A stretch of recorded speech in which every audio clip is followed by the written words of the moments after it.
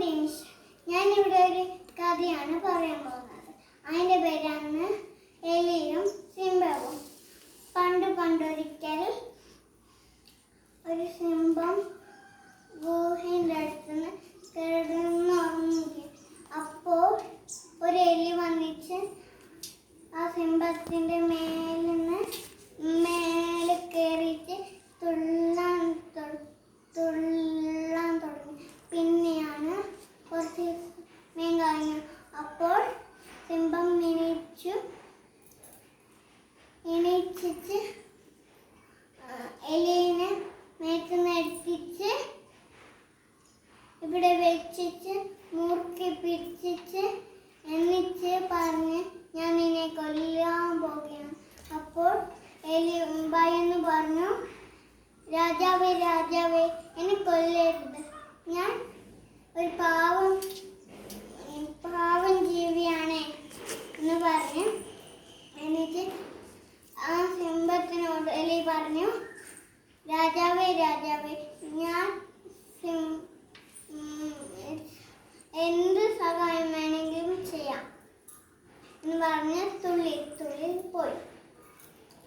അപ്പോൾ കുറച്ച് ദിവസം കഴിഞ്ഞു.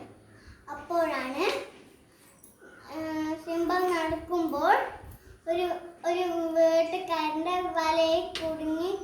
അപ്പോൾ സിംഹം ഒരിക്കൽ പറഞ്ഞു, അയ്യോ എന്നെ രക്ഷിക്കണേ. അപ്പോൾ എലി തന്നെ കൊല്ലാതിരുന്ന സിംഹരാജാവിനെ രക്ഷിക്കണമെന്ന് വിചാരിച്ചു. അപ്പോൾ ചെന്നു. അപ്പോൾ ഓർമ്മയില്ലായിരുന്നു. അപ്പോൾ എലി പറഞ്ഞു, രാജാവേ രാജാവേ, അന്ന് ഞാൻ നിങ്ങളെ മേത്ത് തുള്ളിയപ്പോൾ നിങ്ങൾ ഉണർന്നപ്പോൾ